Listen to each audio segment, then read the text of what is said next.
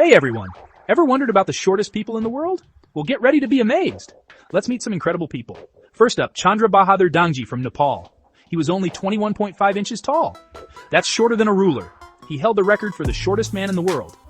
Next, we have Jyoti Amji from India. She's only 24.7 inches tall.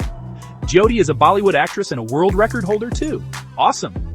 Then, let's meet Junri Balawing from the Philippines. He was 23.6 inches tall and also held a world record. Junri was born with dwarfism, and his story is really inspiring. We also have another amazing person from the Philippines, Weng Weng. He was a popular actor and a martial artist, and he was only 33 inches tall. Finally, let's meet Khagendra Thapa Magar from Nepal. He was 26.4 inches tall and lived a life full of fun and adventure. These amazing people teach us that it doesn't matter how tall or short you are. Everyone has a special story to tell and can make a big difference in the world. So, keep learning and exploring. Kumusta mga kaibigan? Naisip niyo na ba kung sino ang pinakamaliit na tao sa mundo? Handa na ba kayong mamangha? Kilalanin natin ang ilang mga kahangahangang tao. Una, si Chandra Bahadur Dangji mula sa Nepal.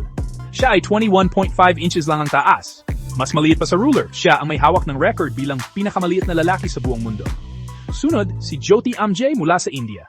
Siya ay 24.7 inches lang ang taas. Si Jyoti ay isang Bollywood actress at world record holder din. Ang galing! At siyempre, kilalanin natin si Junri Balawing, taga Pilipinas. Siya ay 23.6 inches lang ang taas at may hawak din ng world record. Ipinanganak si Junri na may dwarfism at tunay nakaka-inspire ang kanyang kwento. May isa pa tayong kababayan. Nakahanga-hanga, si Weng Weng. Isa siyang sikat na artista at martial artist. At 33 inches lang ang taas niya. At panghuli, si Khagendra Thapa Magar mula sa Nepal. Siya ay 26.4 inches ang taas at nabuhay ng punong saya at pakikipagsapalaran.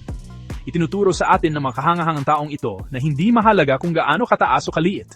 Lahat tayo ay may natatanging kwento at kayang gumawa ng malaking pagbabago sa mundo. Kaya patuloy tayong matuwa tumuklas!